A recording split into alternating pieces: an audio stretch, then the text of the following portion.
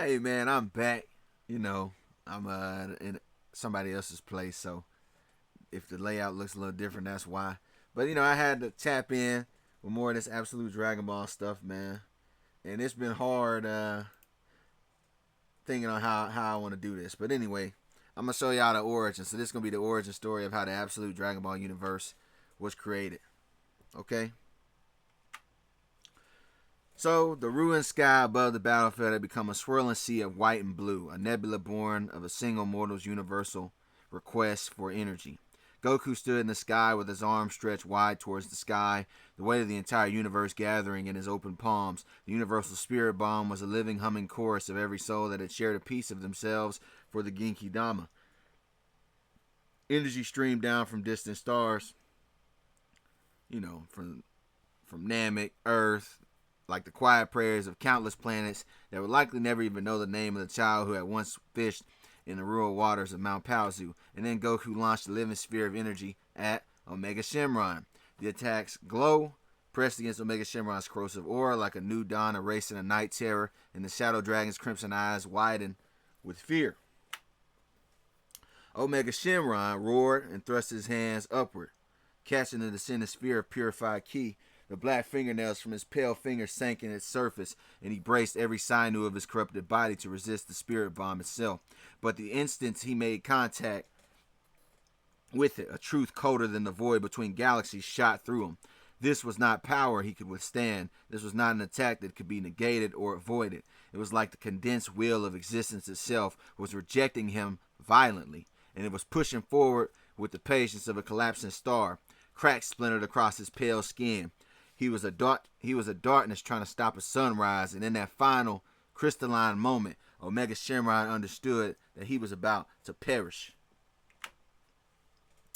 So, desperation is the mother of monstrous inventions, and as the spirit bomb began to peel away at his being, at his existence, Omega Shenron drew everything that remained within himself, every drop of negativity mixed with ki, pouring every amount of power into all of the orbs of the 7 blue Dragon Balls that were lodged within his body. The black stars on the cerulean orbs that were poisoned by mortals' misuse pulsed with a dark light as he gave them a command that was a half scream and half a wish. If I cannot exist in this reality, then let this reality unravel. Energy drained from his limbs, from his fading consciousness, channeled into one final unnatural edict. The wish was not spoken in words. It was as if a raw concept was to erase the tapestry and weave a new one within it. And the sky split. The spirit's bomb azure brilliance fractured into like a kaleidoscope of impossible colors as the corrupted Dragon Balls ignited inside Omega's disintegrating form. There was no explosion, only a silent unraveling as he began to crumble to pixels like dust. The ground, the air, the distant mountains, everything became sketched in negativity, and a reality paused between frames. Then the wish took hold with the sound of like a billion crystal bells all shattering at once. The universe folded in on itself and began to rewrite itself. Goku's final battle with the Shadow Dragon became like an event that both happened and never happened. A faint ghost memory in the cosmos, the absolute Dragon Ball universe. Or, I would probably call it the Omega universe. But, Absolute's probably going to get more views on the video, so I'm going to call it that. But realistically, I'd probably call this the Omega universe. So I was just doing this as my own project, and I wasn't caring about the views, but, got to get the money. Get the money, make better content. Anyway, to make better content. So anyway, where was I at?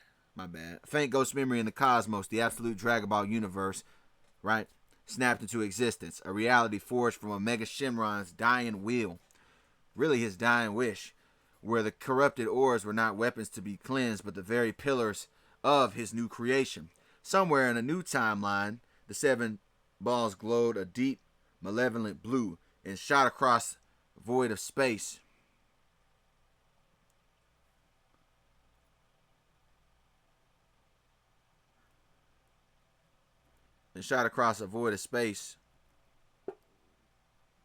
Leaving an echo of a wish that whispered across the freshborn stars of a new universe.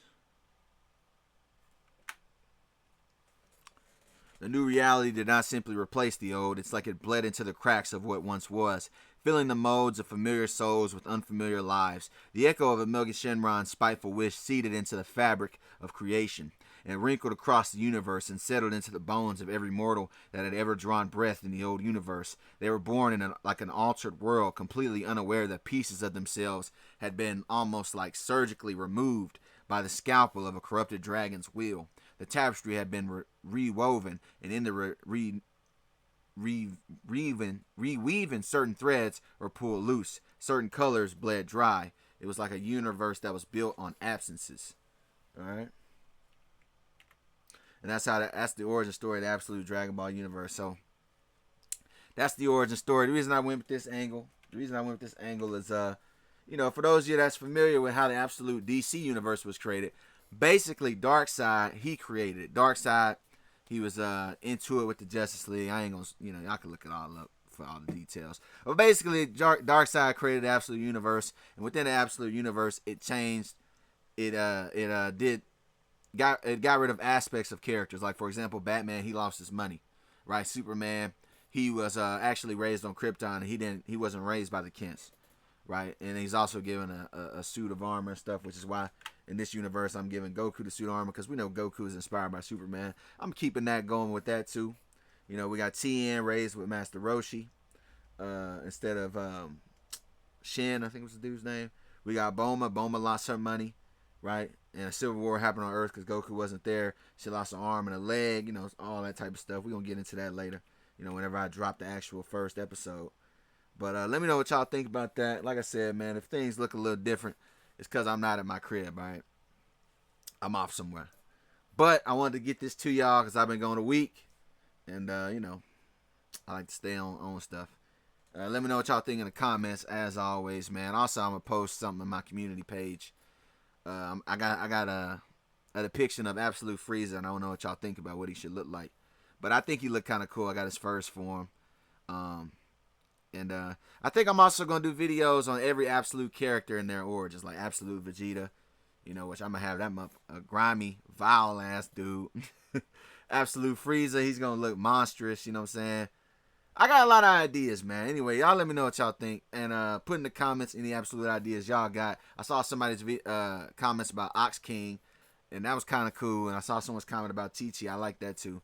I might see what I do with that. But anyway, man, I'll catch y'all on the next one. Gone. Peace.